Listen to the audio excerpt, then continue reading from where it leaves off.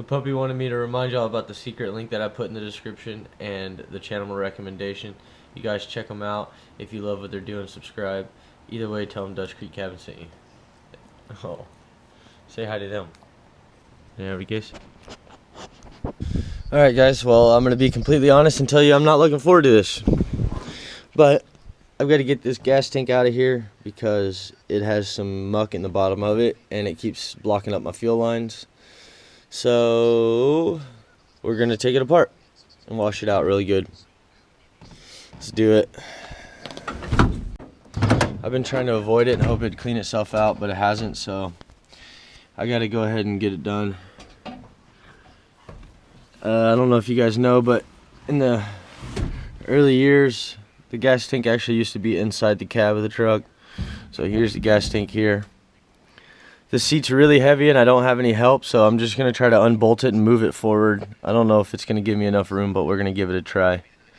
I need to disconnect this fuel line right here, disconnect my ground wire and my sending unit wire. That's what tells me how much gasoline I have, which is actually not hooked up right now. So hopefully we can get that hooked up too, so that'll be a double whammy. But yeah, so I'm gonna get started on it and I'll let you know how it goes. Hey, Fix a Flat, I need a favor. Hold that door for me, will you? Oh, thanks.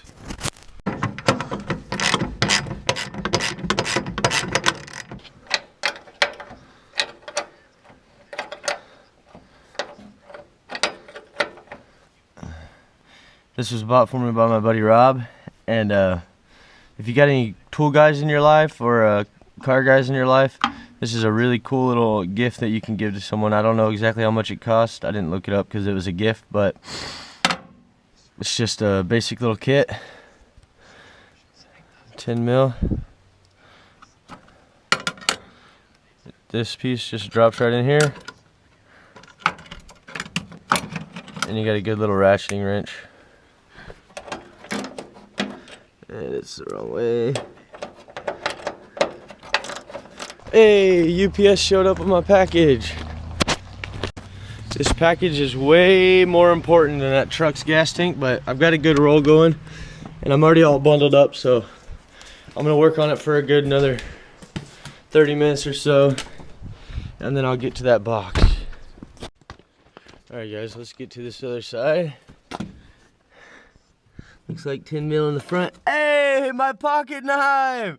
I've been looking for this thing for weeks.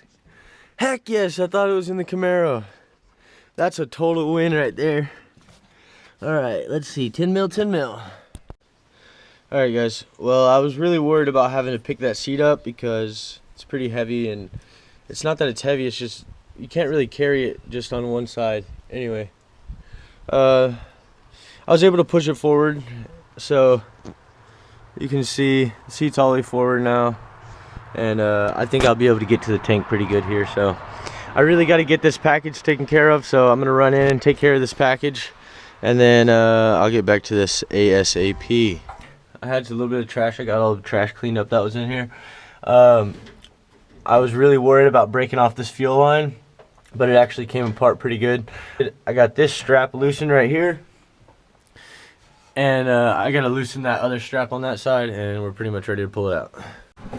So here's how the filler neck connects. It actually connects to a rubber hose, and then the rubber hose connects to the top. And I'm pretty sure this is stock like this. I looked at a couple other vehicles. Either they had a wicked problem and everybody did it this way, or they were built this way. I don't know which one. Alright. It's really hard. I loosened it, but it's still stuck, so I'm going to go try to pull from the other side. I got it to disconnect there, and you'll see it's hanging. I'm actually going to replace that hose before I put it back in because it actually has a crack in it. I want to show you guys, now that I got this removed, how it kind of goes in there. So this is the rubber hose that the filler neck on the tank hooks up to, and then you can probably see it goes up and actually connects to the filler neck itself. I should replace the gasket on the filler neck while I'm here, but I'm gonna at least replace this hose because it's cracked in pretty badly. So we're gonna pull this thing out real fast.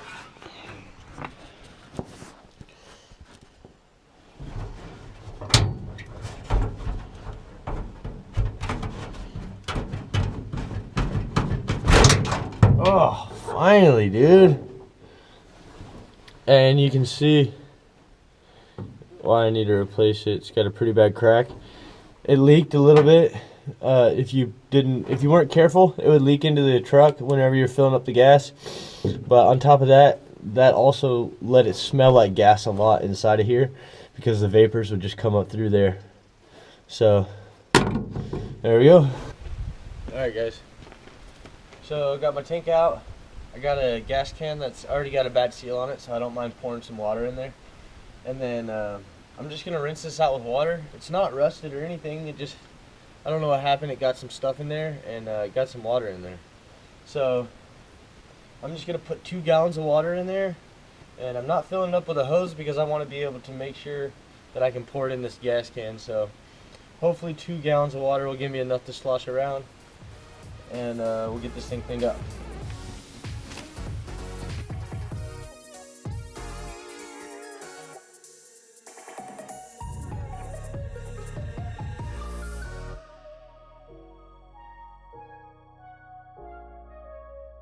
Alright, I'm gonna go get my flashlight, look down in there, and see if I can see if anything busted up.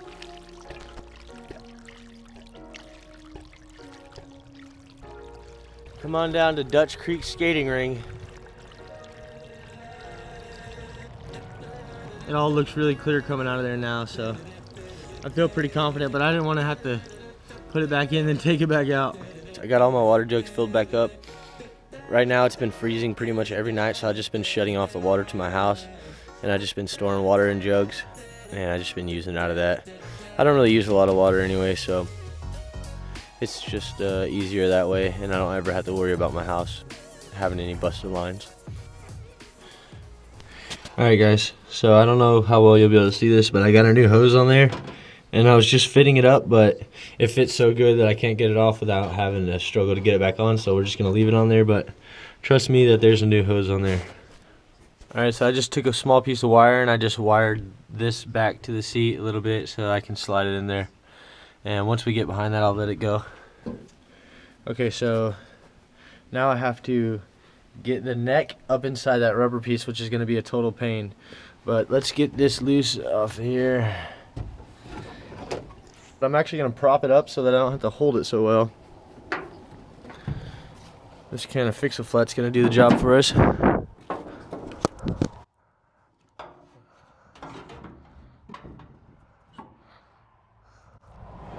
Okay, fixed flat's holding the tank just to put us even with the neck. Alright guys, well, I got it going in there, and then I realized I didn't put the hose clamp on there, so I had to take it back off. Putting it back on was awful.